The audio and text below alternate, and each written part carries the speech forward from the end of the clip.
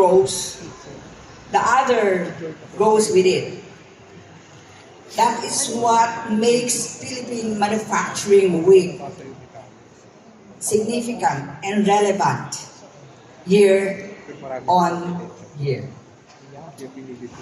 More than an exhibition, it is where companies discover technologies, build partnerships, strengthen supply chain, and explore new investment opportunities.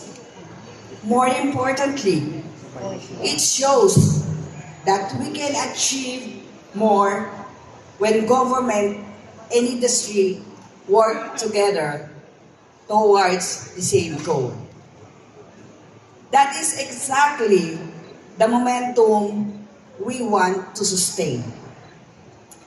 The Philippines is entering a new phase of industrial development through the Create More Act and the recently approved 2026 Strategic Investment Priority Plan. The government is focusing on investment that bring in advanced manufacturing, create quality jobs, strengthen local industries, and make our economy more competitive.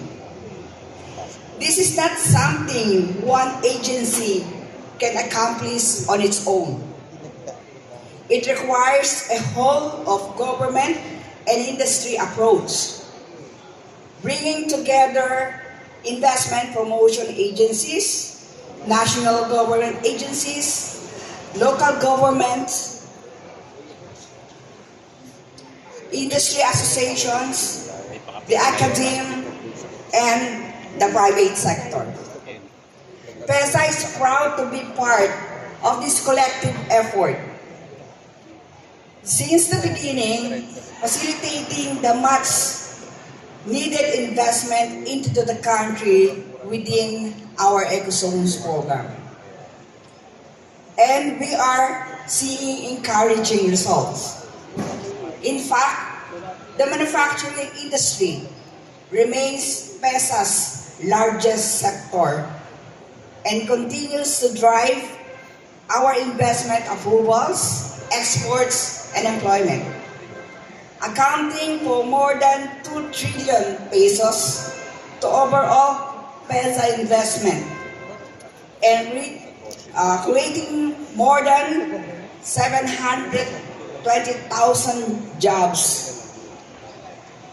The leading sector remains to be electronics manufacturing services and semiconductor manufacturing services, or EMS/SMS industry, which today makes the largest share of our approved investments, hosting hundreds of enterprises and promoting employment of hundreds of thousands of Filipinos.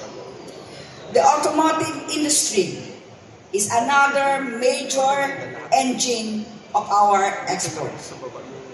Technology transfer and employment, with more than 50 of PESA registered automotive enterprises.